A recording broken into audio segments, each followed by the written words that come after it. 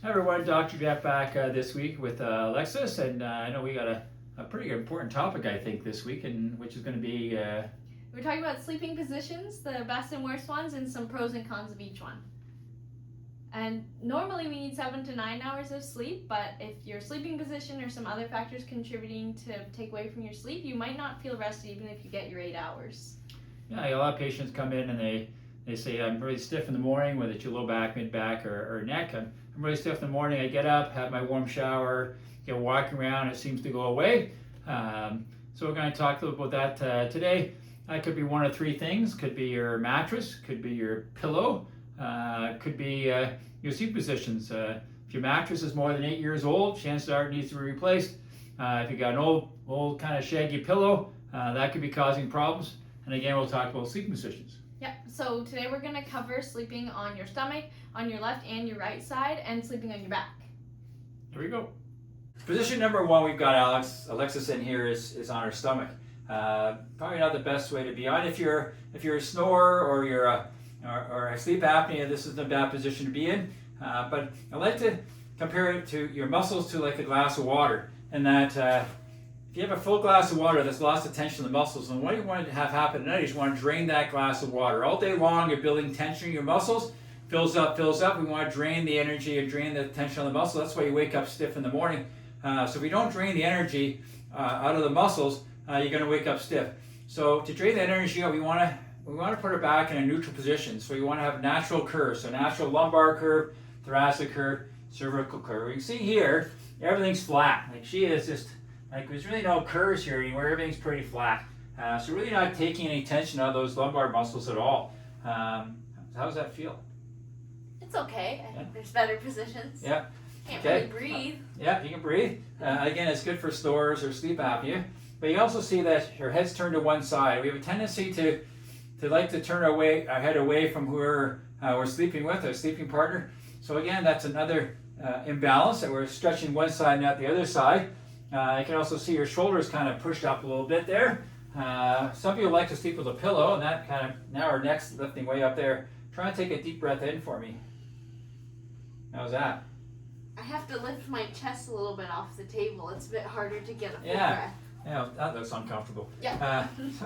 So one thing they found is you can't really take a deep breath when you're on your stomach because you have to lift your whole body up. And they found people on their stomach actually have more respiratory infections because they can't clear the lungs at night. All that goop stays in there, can't get out. So just ferments and creates more infections in their lungs. So sleeping on your stomach is probably one of the worst positions. I know I feel comfortable lying on my stomach. I can kind of stretch and stuff, but overall it's probably one of the worst positions to be in to drain the energy out of your muscles. So we'll get you on side, which is another position to be in. And for this we have a pillow we can put in here. Actually, yeah, we'll use that for your legs. So we have a pillow here. This is a memory foam pillow. So it's a small side and a big side. So depending on how big you are and where you're sleeping, you kind of use the side. We'll put it in here. The other thing we do is, you can see here, if she's sleeping on her side, she can roll over like this. That's going to put some torque in the low back, roll the hip over. Not a very good position to be draining muscles out of our muscles. So we're going to put a pillow in between our knees. 45 degrees hip, 45 degrees knees, pillow, shoulder width apart. And again, what this is going to do is going to keep our spine from rotating forward.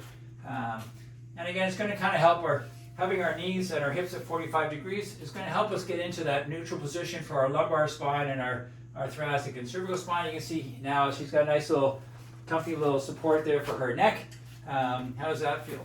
That feels better. That feels not too bad? Yep. So lying on the right side, they found with research, lying on the right hand side is actually good for your heart.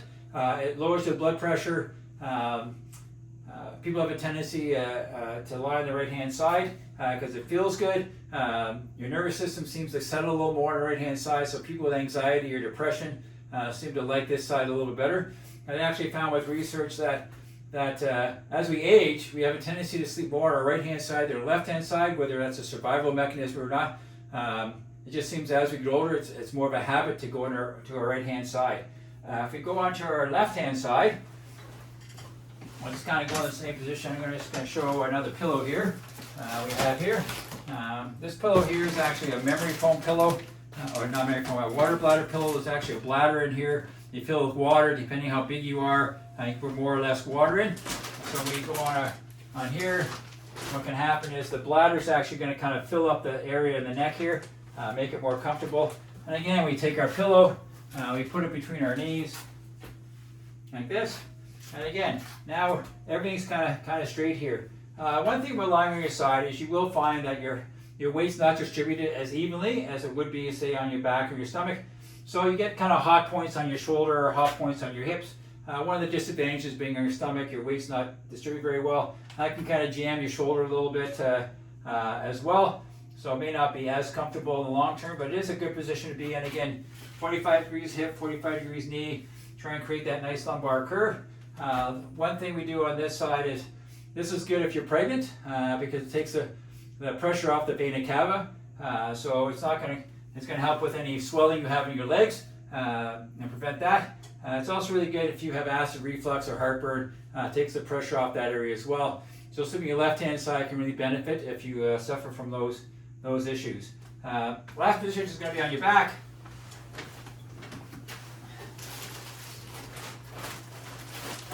And again, here.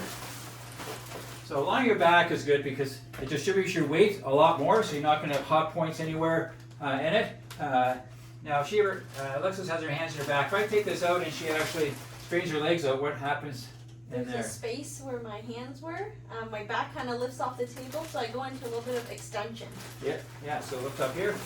So what happens is now we're doing this. One of the most comfortable positions you'll find if you have low back pain is you're going to put your legs on a chair and kind of be like this. So this kind of, again, it's going to put our back in a neutral position, so it's going to actually get that lumbar spine in its natural lordosis. We've got a nice pillow here supporting our neck, so we get the best posture for draining the energy out of the muscles for sleeping.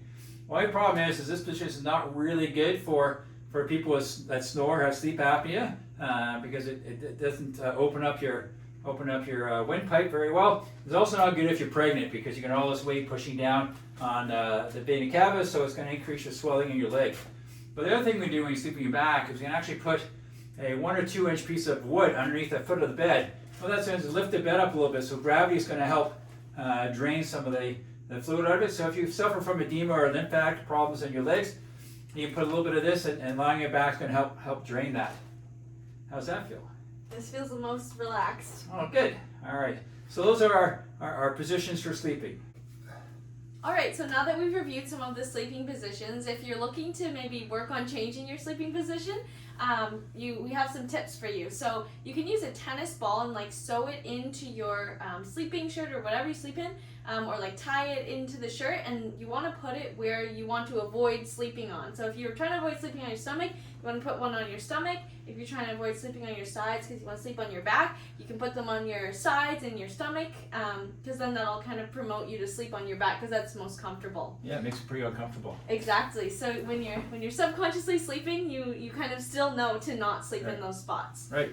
Some other things you can use are like a body pillow or some pillows as we showed, like between your knees, but a body pillow can also help because there's just more pillow to help you guide you where to sleep and help you be better aligned.